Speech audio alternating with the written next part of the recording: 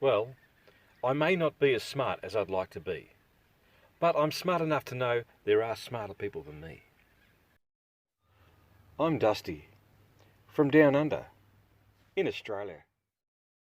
I'm just a bloke.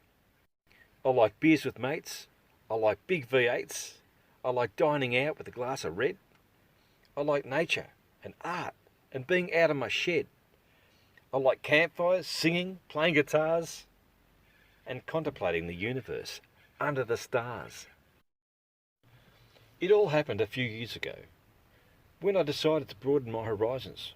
You know, be a bit more open to some new experiences. You're probably thinking, what, did he go to the soccer instead of the footy? Did he go to the men's shed instead of the pub? No, I went to a market every Saturday. A little market on the outskirts of Melbourne called the St Andrew's Market. Plenty of culture there. Different sort of people, different ideas, just what I needed. I'd get there early and get myself a chai. It's sort of like a coffee and tea mixed together. Pretty good for you though, I think. Oh, and it's got honey in it. And before you know it, I'd made friends with a few blokes. We'd talk about all sorts of stuff you'd never talk about in the pub. We'd even give each other a hug instead of shaking hands. I'm cool with that, especially these days. Now, in our little group there's Andrew, and apparently Andrew's written a book. And I was pretty impressed with that because I'd never known anyone who had written a book before. I never read it, but a few of the other blokes had, and they always used to talk about how smart Andrew is. Then there's Steve. He has a store there. He sells packets of all sort of natural health powders. And Stuart. He seems to know a lot about law and the government. Pretty hard to get a word in sideways though around him, but not a bad bloke all the same. And that brings me to Harry. Now, what can I say about Harry? Well, Harry and I, we seem to get along pretty well. We both had a few things in common. We both played music. And he'd always be freaking everybody out with some sort of weird gag. He was a bit different than the others. I kind of felt he was a bit more like me, searching for something. We'd talk about all sorts of bloke issues. I must say, it kind of felt good for a change. He had this kind of uneasy stare, though, would sometimes weird me out. But then I'd think, he's just looking for something different. Anyway, one Saturday, I mentioned that I had a problem with my computer. And I wasn't very good with computers, but Harry was. He said he practically lived on his. He said he'd come over to my place the following Saturday after the market and have a look at mine for me. I said, fantastic, I'll grab a pizza. And he said, no, I'll bring a vegetarian curry. And I said, I'm cool with that. And I laughed and said, okay, it's a date. So, that next Saturday after the market, Harry came back to my place. He even brought a couple of bottles of wine. Anyway, we did the bloke hug. As I said, I'm cool with that. So I showed him my computer, and he got straight to work. Fantastic. He had it sorted out in 10 minutes. Little beauty, I thought. What a genius.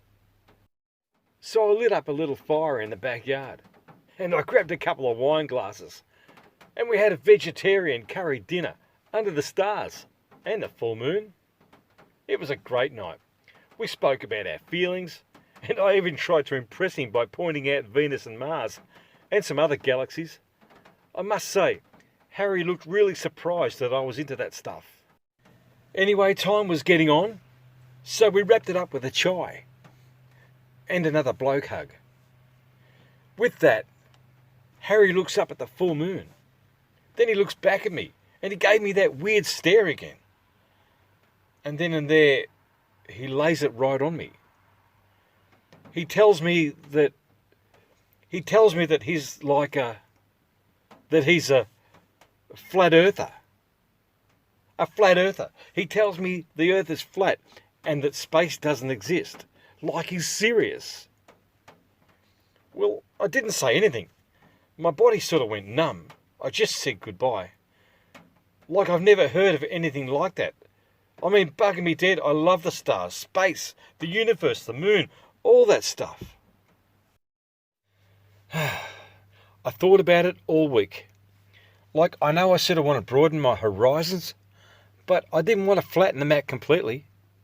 So the following Saturday, I go back to the market, with it all still in my head. I'm walking along with Andrew, Steve, Stuart, and our lady friend Leonie, who we'd all only just recently met. They were having their own bag-out session on Harry. Apparently, for some reason, he went to grope on her inappropriately, and they all were not very happy about it. So there I am, walking along with them, trying to keep my mouth shut, trying not to say anything, but still in shock with my own Harry story. Until I just couldn't take it anymore. I said, well, what do you expect from a flat earther?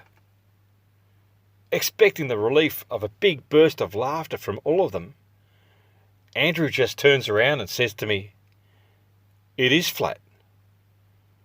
And it's got a dome over it. And there's no such thing as gravity, and Einstein's a fraud." And with his eyes bulging and intensely shaking his head, he says to me, "I've written a book about it." And he turns around to Steve and Stuart, and they all start talking about the flat earth. Now, Leonie saw it was all getting a bit out of hand. So she says with a big cheesy grin on her face, "What does it matter? Some people think the earth is round and some people think the earth is flat. It's all the same world." I said, "Leonie, it does matter.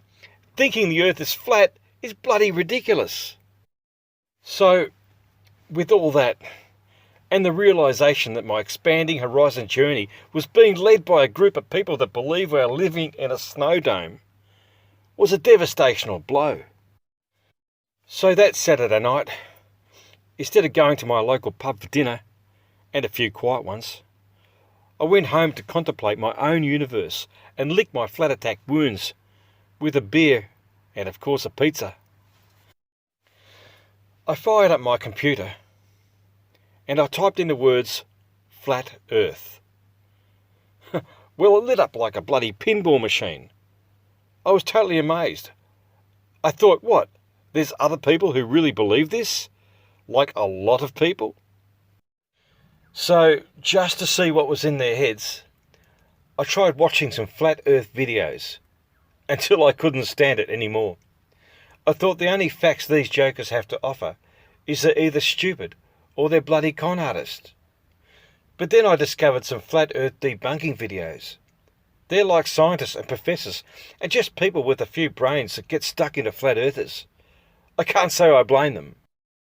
I watch videos about science, physics, the universe, all night. And then the next night.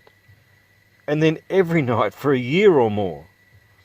I learned about Copernicus, Newton, Kepler, Galileo, Einstein, Professor Summer Miller.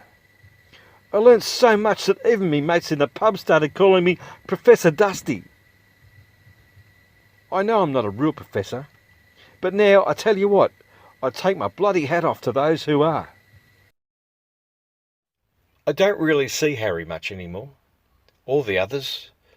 I do like them, and I did enjoy their company. It's just that it's really hard contemplating a starry night when you're around flat earthers. And as for my journey, it was about improving myself. And as ridiculous as the flat earth is, I'm a lot smarter now because of it. That's irony for you. You know, you can get away with a lot of things in this world, but once you go flat, it's hard to come back. Because people will just think you're a bloody idiot.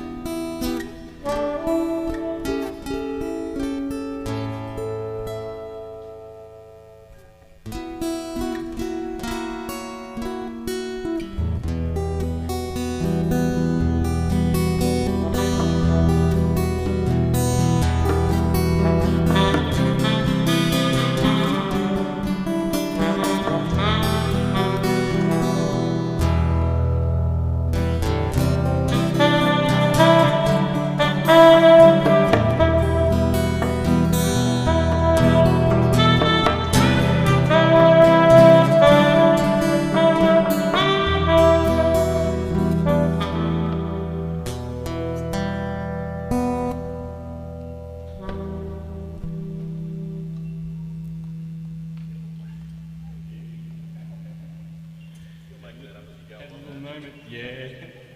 Much chords.